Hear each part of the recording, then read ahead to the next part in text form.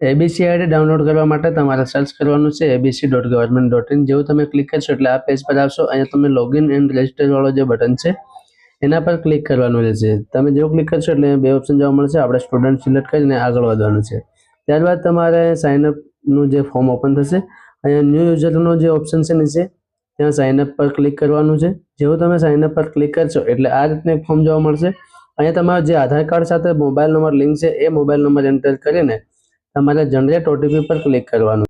તમારા આધાર કાર્ડ સાથે જે મોબાઈલ નંબર લિંક છે એ મોબાઈલ નંબર અંદર તમારો એક ઓટીપી આવશે। એ ઓટીપી તમારે ફિલ કરીને આગળ વધવાનું છે। તો અહીંયા આપણે ફટાફટ ઓટીપી ફિલ કરી લઈએ। ઓટીપી ફિલ કર્યા પછી તમારે સાઇન ઇન બટન ઉપર ક્લિક કરવાનું રહેશે। સાઇન ઇન કર્યા પછી તમારી સામે એક આ રીતનું પેજ જોવા મળશે। અહીંયા તમારે અલાવ બટન પર ક્લિક કરવાનું છે। જેવું તમે અલાવ બટન પર ક્લિક કરશો એટલે તમારી જે અગાઉ એબીસી આઈડી જે જનરેટ હતી થયેલ હતી એ ઓટોમેટિક તમે તમારી એબીસી આઈડી અહીંયા જોઈ શકો છો। આ અપાર આઈડીને તમે આઈડી કાર્ડ દ્વારા પણ તમે પ્રિન્ટ આઉટ કરીને તમારે પાસે રાખી શકો છો।